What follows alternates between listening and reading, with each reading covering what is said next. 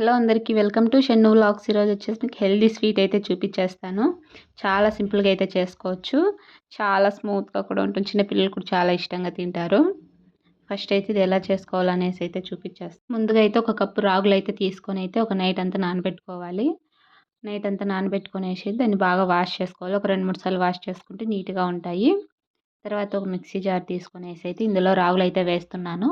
ఇందులోకి మనం ఒక కప్పు కొబ్బరి అయితే వేస్తున్నాను. పైన పీల్ తీసేసి అయితే వేస్తున్నాను ఇది ఇందులోకి మిక్సింగు. ఒక ఒక కప్ అయితే సరిపోతుంది కొబ్బరి కూడా.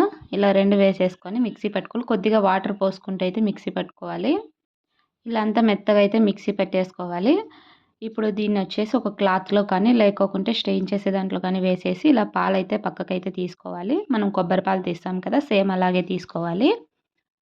ఇలా తీసుకొనేసి అయితే ఒక మందగా ఉండే ప్యాన్ తీసుకొనేసి అయితే అందులో అయితే ఈ పాలైతే వేస్తున్నాను. ఇది వేసినప్పటి నుంచి కలుపుతూనే ఉండాలి. మనం రెస్ట్ ఇచ్చేసినామంటే అది కూడా రెస్ట్ తీసుకొనేస్తుంది. అంతా గడ్డలు గడ్డలు కట్టుకొని పోతుంది. సో అందుకనేసి కలుపుతూ ఉండాలి. ఇలా కలిపే టైంలోనే ఇలాచీ పౌడరు, అలాగే ఒక కప్పు బెల్లము, కొద్దిగా సాల్ట్ అయితే వేసుకోవాలి. మీ టేస్ట్కి తగినట్టు బెల్లం వేసుకుంటే సరిపోతుంది.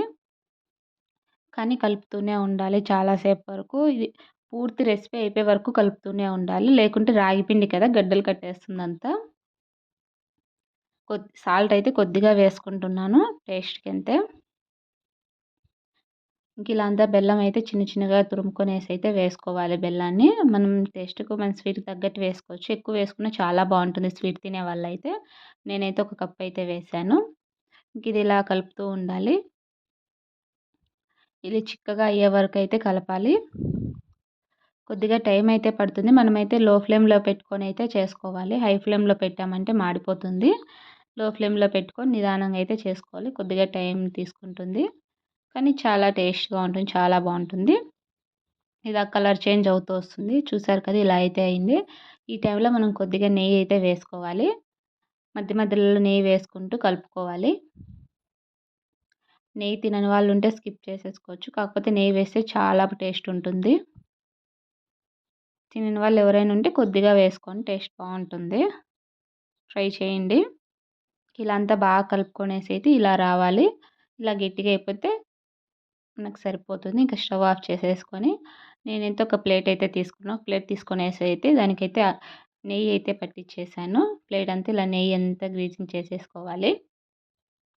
ఇంక ఇప్పుడు దీన్ని చల్లారకముందే అందులో వేసుకోవాలి. చల్లారితే మళ్ళీ గట్టిగా అయిపోతుంది. చల్లారకముందే వేడి వేడిగానే ఆ ప్లేట్‌లో అయితే వేసుకుంటున్నాను. ఇలా అంతా ప్లేట్‌లోకి సర్వ్ చేసుకోవాలి. ఇలా అయితే అంతా అడ్జస్ట్ అయిపోతుంది ఇలా కొట్టామంటే. ఇలా మొత్తం ప్లేట్ మొత్తం అడ్జస్ట్ చేసేసేయాలి.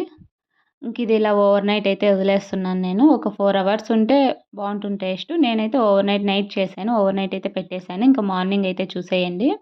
ఇలా గట్టిగా అయిపోయింది. ఇప్పుడు మనం కావాల్సిన షేప్‌లో కట్ చేసుకొనేసి అయితే తినేయొచ్చు. టేస్ట్ అయితే చాలా బాగుంది. చూసారు కదా, రాగిపిండి చాలా సింపుల్‌గా అయితే స్వీట్ అయితే అయిపోయింది. పిల్లలకి కూడా హెల్త్‌కి చాలా మంచిది రాగిపిండి కదా. ఇవి మా షన్నుకి కూడా చాలా బాగా నచ్చింది. ఫస్ట్ అయితే తినలేదు, కలర్ చేంజ్ ఉంది కాబట్టి. తర్వాత అయితే తను కూడా చాలా ఇష్టంగా అయితే తినింది. ఇది ఇవాల్టి వీడియో. ఈ వీడియో మీకు నచ్చిందని అనుకుంటున్నాను. ఈ వీడియో నచ్చితే లైక్ చేయండి, షేర్ చేయండి, కామెంట్ చేయండి, అలాగే సబ్స్క్రైబ్ చేసుకోండి. Thanks for watching.